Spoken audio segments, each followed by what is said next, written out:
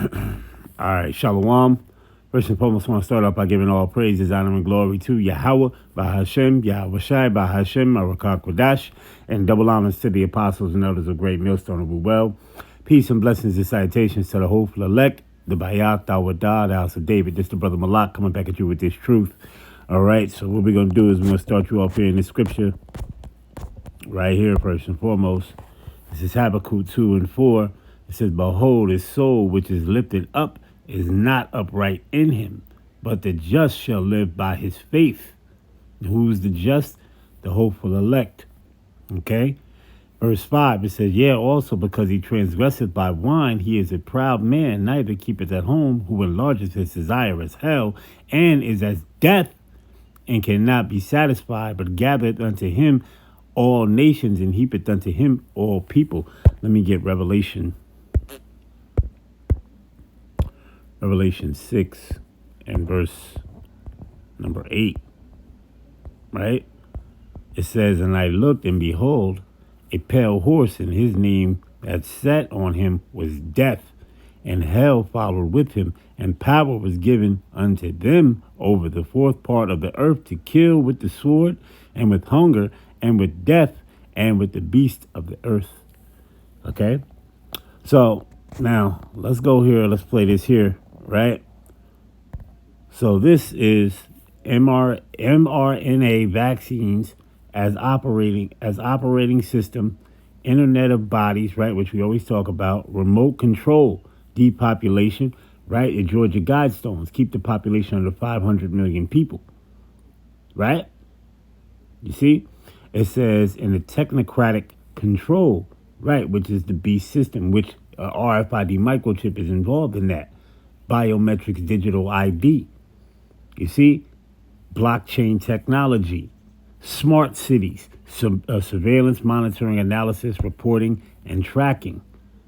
You see? So all these things, AI, artificial intelligence, you can't forget about that, man. All right? You see? So all these things are involved, man. The Internet of Bodies, the Internet of Things, right? You see? Okay? So, without further ado, let's play this here video, right? And then we're going to get some more scriptures and we're just going to close up, all right? Three possible reasons for the vaccines. One is the Internet of Bodies. You're trying to get nanoparticles into people's body that makes it easier for the telecommunications and neuro warfare weaponry to interact with them. So they become more easy to manipulate. And the Internet Bodies is literally about putting people on remote control. So one possibility is, and I said at the beginning of the COVID, I said they're trying to load an operating system into our body. So now it's interesting because Clifford Carnicom, who's sort of my go-to researcher on the global spraying, what he says is that the bioengineered particles in the spray are the same that are in the vaccine. It's the same stuff. They just figured out a way to make. And see, we've been telling you about chemtrails flying all over the sky. They do it every single day, right? You see barium oxides dropping down many different other things and all these things of that nature, right? But let Catherine and Austin Fitz explain, right? Listen up. It smaller and inject it instead of spraying it. And you hear, I've heard the geoengineering activists say that, whistleblowers have said that, some guy at Fort Detrick said, if only we could inject it. I guess they were frustrated that the spray wasn't working fast enough. So part of this is biowarfare with the goal of control.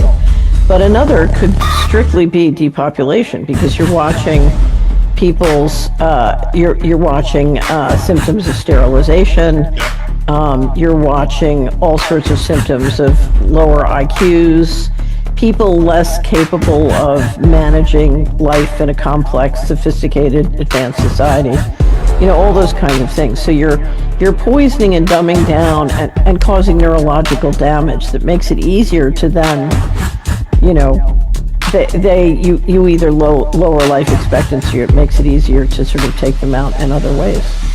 And Big Pharma and the medical institutions, they can actually profit off this as well, couldn't they? Right. So basically, one is poisoning and sterilizing the population. One is loading up an operating system, and I can't tell you which is the real goal. And it's probably, whenever you spend this much time and money doing things, you're stacking functions. So there are three possible reasons. All right. So we got that out the way, right? So now let's go here to Micah.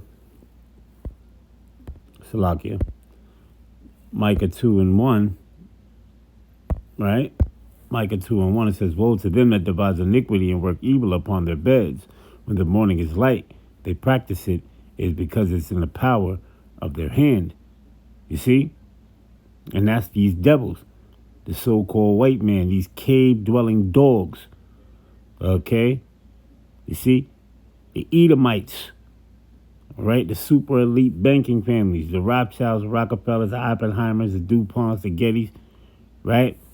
The Illuminati, the 13 Illuminati families, right? And then you got the black nobility, the 13 black nobility families who are over top of them.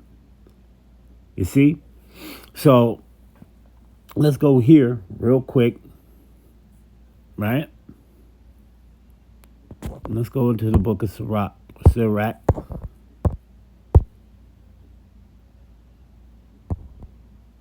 Sirach, the 12th chapter. Right? In the 10th verse, it says, "Never trust thy enemy, for like as iron rusteth, so is his wickedness. Though he humble himself and go crouching, yet take good heed and beware of him, that thou shalt be unto him as if thou hast wiped a looking glass, and thou shalt know that his rust hath not been altogether wiped away." Now let's jump down to verse number 16. Right? It says, "An enemy speaketh sweetly with his lips, but in his heart he imagineth how to throw thee into a pit. He will weep with his eyes, but if he find opportunity, he will not be satisfied with blood. If adversity come upon thee, thou shalt find him there first, and though he pretend to help thee, yet shall he undermine thee. And he shall shake his head and clap his hands and whisper much and change his countenance." You see? So there you have it. Let me get this here, right? In Psalm 36, right? Let's get it in the NLT because it sounds good in the NLT, right? Let's get verse number 2 first. Let's read it in the KJV. It says, "For he flattereth himself in his own eyes until his iniquity be found to be hateful. The words of his mouth are iniquity and deceit, and he hath left off to be wise and to do good. He deviseth mischief upon his bed, and he setteth himself in a way that is not good, and he abhorreth not evil." Right, so now let's go and read it over in the NLT. "In their blind conceit they cannot see how wicked they are.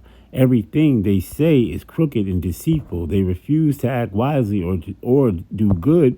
They lie awake at night hatching sinful plots. Their actions are never good. They make no attempt to turn from evil." Okay, and that's the so-called white man, the devil, right? Esau, Edom. You see, the small hat, the tiny top, the Amalekites, man, Scumlakites. Okay, all right. So now let's get up out of there, right? Let's go back to here. Let's get Job, right? Job 21, right? Job 21 and verse number 16. It says, "Lo, their good is not in their hand. The counsel of the wicked is far from me." You see? There's no good in their hand, man. What she was talking about with that mRNA shot, vaccination, that VX, right? You see? That Nick Van Exel, right? What she was saying was, and they doing it in the air through, hey, man, listen, you heard the video, man. You heard the video. You see? Let's continue on in the scriptures. Okay, Job 38. Job 38 and verse number 15. Right? It says, "And from the wicked their light is withholden, and the high arm shall be broken." Right? And these devils, the word arm right there, meaning power or strength. Right? Let's go into it. You see? Arm. right? Forearm, shoulder, strength, arm, and they're in their mighty power right now. Their kingdom is falling. Their kingdom is falling before our eyes, right? But these devils are in the power seat right now. The strength is in their hands, so they got all these many different ways that they're doing things, man, and they're doing things wickedly, right? Like it tells you here, right, in Proverbs, the 29th chapter, in the 2nd verse, right? It says, when the righteous are in authority, the people rejoice, but when the wicked beareth rule, the people mourn. You see? All right? So now let's go to here, Psalm the 12th chapter, right? Psalm the 12th chapter and the 8th verse, right? It says, the wicked walk on every side when the vilest men are exalted, right? And who's the vilest man? Esau, Edom. And what does the word vilest mean? Let's play it. Strong's H 2149. Zaluth. Right, vilest, worthlessness. You see? Worthlessness. Shaking, i.e., perhaps a tempest, vilest. Right? Okay? All right, so you got it. Let me get Psalm 37. Let's get Psalm 37 and verse number 7. It says, rest in the Lord Yahweh and wait patiently for him. That's right. That's why we rest in the Lord Yahweh and we waiting patiently.